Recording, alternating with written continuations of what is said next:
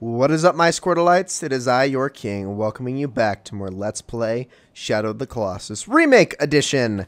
In the last episode, we took down our very first foe, Valus the Minotaur. And in this episode, we're going to be going after the second Colossus. But the second Colossus is not going to take very long to defeat. And I want to pad out this episode just a tiny bit more. So, I want to go over a few key differences and a few key changes with this remake, and just kind of talk about those things while we ride around a little bit. And also, I am going to go after a couple lizard tails in this episode, so you can see where and how to get those. So, first things first, this remake was made by Bluepoint Games, and a lot of people, I just want to kind of shoot down some arguments that a lot of people have been making, or a lot of criticisms people have been making towards this game, regarding the fact that nothing was really added to the remake. And when I mean added, I mean actual content, not just quality of life improvements and things like that, because there's plenty of that, but as far as content goes, there's very little that was added to this remake. And I want to kind of go over that and explain why that hasn't happened, but also explain what they have added and why this remake really was necessary and really did make things a lot better. So, first things first. This was made by Bluepoint Games. This had nothing to do with Team Eco, who is actually now a defunct company. Team Eco does not exist. Team Eco is now best known as Gen Design. They make up most of the members of Team Eco, and I believe are not a Sony subsidiary anymore. They are not contracted under Sony anymore. I actually could be wrong about that, but I do know that it is no longer Team Eco. But much of the staff that made up Team Eco is part of Gen Design, including Fumito Ueda himself. Now, Gen Design, or Team Eco, really didn't have a whole lot of input on this remake. They actually had very, very little to do with it. Now, I know Fumito Ueda did provide creative input on this remake, or at least asked to, but I believe he didn't even offer to give that creative input until after the first trailer of this remake was shown off. Like, as far as we're aware, that's the timeline of events. Like, he wasn't really fully made aware of the remake until it was already well into development. So this was definitely a decision made by Sony, as they are the owners of this. They are the owners of this license and IP, more so than Team Eco or Gen Design themselves. So, or at least legally are. So I'm pretty sure he wasn't able to actually make any changes. And the reason a lot of people wonder about this is because Fumito Ueda said himself back when the PS3 version came out that if the game ever were to get remade again, he would like to add a lot more things to it. However, he didn't want to add anything to the PS3 version because it would have cost a lot of development time, and all of the decisions that they had at the time were, in his mind, half-baked. They were not really ready to be implemented, and it just wouldn't have been worth the additional development time to put those in, but maybe in a future remake. Well, this is that future remake, and none of those things were implemented. But again, Fumito Ueda wasn't really as much a part of this remake as people would have preferred. This was all Bluepoint's doing, and Bluepoint is a Western studio. They are not a Japanese studio like Gen Design or Team Eco are. So, that's one of the main reasons why there wasn't a whole lot added to this. Now, that being said, was this a necessary remake? Absolutely! Shadow of the Colossus is... it's a classic. There's nothing more to say about that. Or nothing that really can be said to refute that claim. Shadow of the Colossus is legendary. It is known as possibly the greatest game of the entire 6th generation of consoles. This includes the Xbox, PS2, and GameCube. I mean, you're putting it up against the likes of games like Halo and Paper Mario and the Thousand Year Door, Grand Theft Auto San Andreas. I mean, really big deal games, really iconic games that Shadow of the Colossus in its own way kind of stands above and is more timeless than all of those. Now, that's not to say Shadow of the Colossus isn't outdated, because it totally is. It has a lot of control scheme issues, for instance, that really don't hold up well. A lot of physics issues. The graphics do, in a lot of ways, look kind of ugly. I mean, granted, they still look impressive, and considering how old the game is, I think most people would still be like blown away by what it was able to accomplish for its time. But that's not to say the game doesn't look or feel outdated in a lot of ways. Now, does that make it bad or wrong? No, of course not. You really wouldn't go back to a lot of older games and say, oh, it should have had the, foresight of 20 years or 10 years to, know that this was a bad design decision, because obviously that's not the case. You can't really make that argument. That's not fair. But it is still fair to say that there are elements of this game that are outdated. And I think this remake genuinely fixes every single one of those issues. This game does not feel like it came out in 2005 anymore. It actually, or even in 2012, it feels like it's a 2018 remake. It genuinely does in every single way. The way it controls, the way it looks, the way it feels, the way everything plays, just it feels modernized again, and that's what a remake should do. I think there's already a case to be made that this is possibly, right up there with the likes of games like Ratchet and Clank, the one that came out a couple years ago, or the Halo Anniversary, the best remake of all time. It is up there because it just did everything right while also keeping and retaining the spirit of the original game.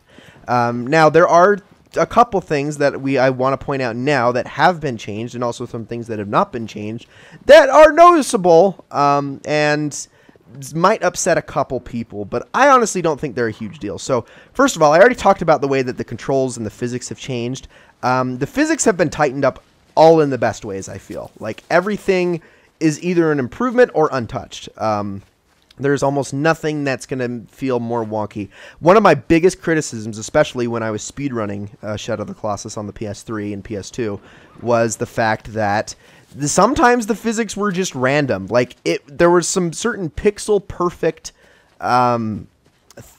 issues with Shadow of the Colossus that would cause for collision problems when it came to gripping on the Colossi and stuff like that, that just were kind of a nightmare to deal with as a speedrunner, and those are no longer an issue. Now, granted, there are some things that are polished in this remake that make speedrunning the game a little bit harder, but I'm honestly not complaining, because those are exploits regardless. I mean, I don't mind them tightening up exploits as long as bullcrap like Wander just randomly letting go of certain things is no longer an issue, which they fixed all that, at least as far as I can tell in my first playthrough. Another thing, however, though, is the sound design. Now, you can obviously change some of this in the settings, but there are a couple things you cannot change. And one of those is the sound. Where did this lizard go? My goodness. One of those is the sounds that the Colossus themselves make. A lot of the Colossi don't retain a lot of their original sound work from the PlayStation 2 and PlayStation 3 version. One that I will be particular to point out as we get to it is the fourth Colossus. They just don't create and make the same sounds that they did in the original, and some people are probably going to be upset by that. And it's understandable. I can see why they did it. I can also, my biggest guess is that they probably lost certain assets. But at the same time, there were certainly some sounds that some of the Colossus make. Come here, you. That some of the Colossus made that were actually kind of out of place and just didn't make sense for the size and the scope and the scale that they were trying to emulate with each of the different Colossi. So I can see why certain changes were made. But that's not to say, people won't be upset by that, because I think some people probably will. I know I was a little bit bummed out when I heard a couple sounds and was like, wow, that doesn't sound at all like the original. But and then, of course, there's the sounds like what Aggro makes and stuff like that. Those have been changed up a little bit. This lizard is got to be the most elusive thing I've ever seen. I cannot get to it. There you are. No. Don't move. Don't move. Hold on. I'm going to get this lizard. It keeps moving. Oh my gosh, this guy is such a pain in the butt. Oh my god. Oh, and then there's also camera issues still. Yeah, that's still totally a thing. But once you get used to it, honestly, I don't think the camera's that bad in this game. It's not near as bad as it is in Eco or The Last Guardian. You son of a gun. This lizard is a jerk. Come here, you. I got you. Got it. All right, there we go. And then there are a couple other like tiny differences. Like one thing that I've noticed a lot with aggro, because I'm so used to doing it, in the PS2 and PS3 version, you could pretty much kick aggro's side relentlessly to make keep him from slowing down. Although you don't technically need to, you can just hold down the control aggro button and he'll just go. But you can kick his sides relentlessly, and he doesn't care in the original version. Well, in this version, he does. He gets fussy, so he will actually let you know that he doesn't like what you're doing if you kick him, if you keep kicking his sides. In fact, I will show this right now as we go. So listen to him.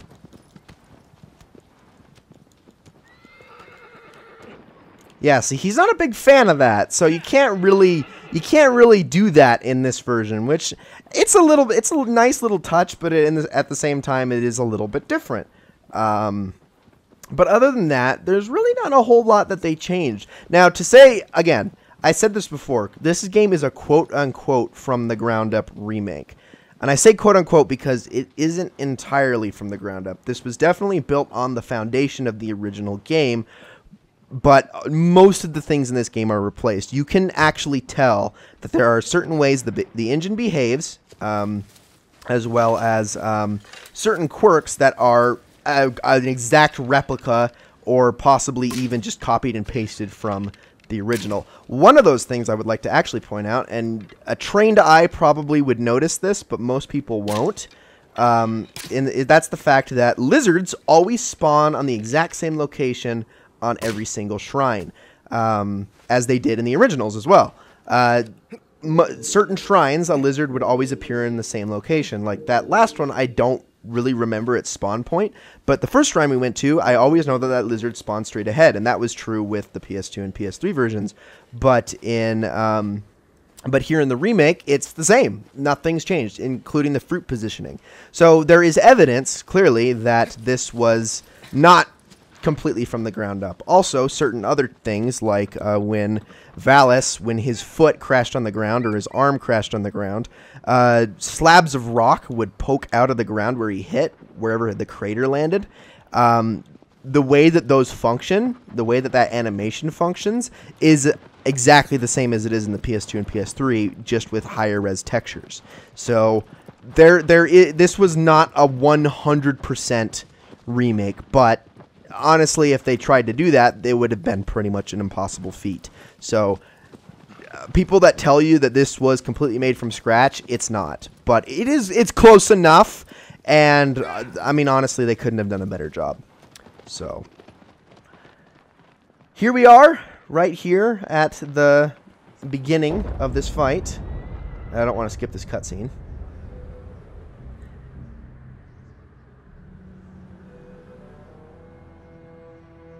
So the camera pans down there to show us where we need to go, and so we're going to head that way.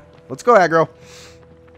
So one thing I just want to point out, and you probably already noticed because I did this with the last video, but I am going to be uploading no commentary versions of these fights side by side, if that's all you care to see, as well as giving you guys the opportunity to skip any nonsense or ancillary nonsense I put before the fights themselves, again, if that's all you care to see in these videos. So I'm going to try to make this Let's Play pretty much as open-ended and comprehensive as possible for everybody to enjoy, because, I mean, I know some people just want to see these fights without commentary because they are visual marvels.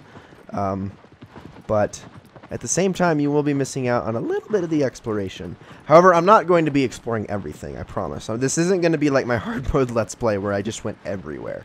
But there are certain things I do want to point out. So anyway,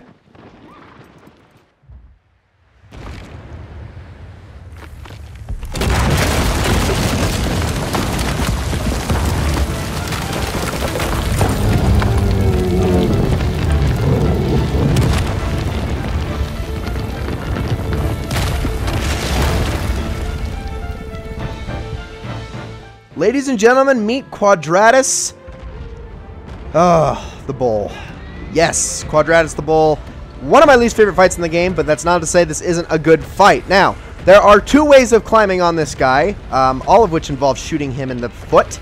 However, there are different ways of going about it. The a little bit more difficult way, but the way that I always choose to do it, is to just kind of walk behind him and wait for him to pick up his back foot, and then he'll just crouch over. However, you can also shoot him in the front foot. And there are 2 ways of doing this, again, just by standing behind him and watching him walk.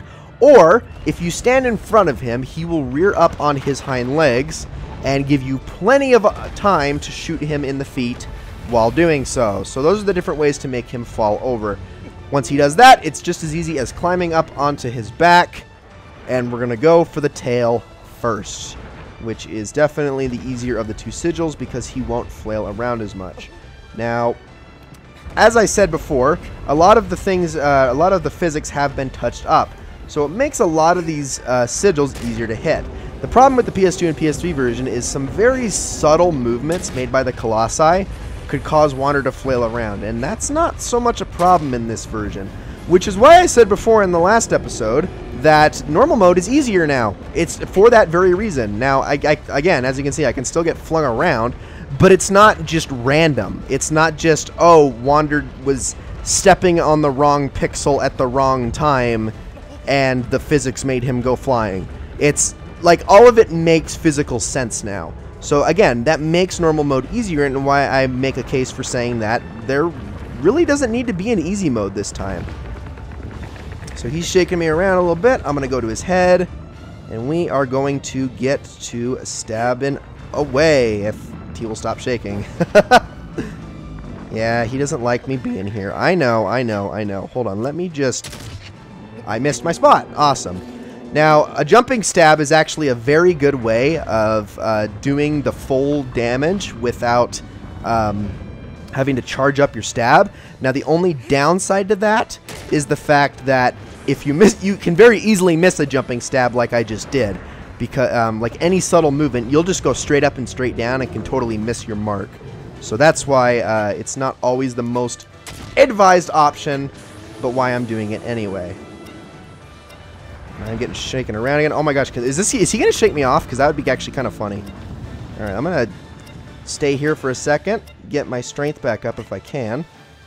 And there he goes.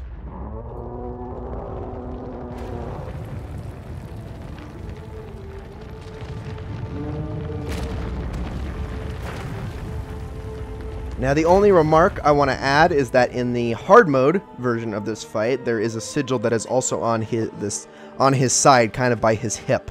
So you will also have to deal with that in that mode. But with that, ladies and gentlemen, that is going to be it for this episode of Let's Play Shadow of the Colossus. I hope you all enjoyed it very, very much. And I will see you all in the next one.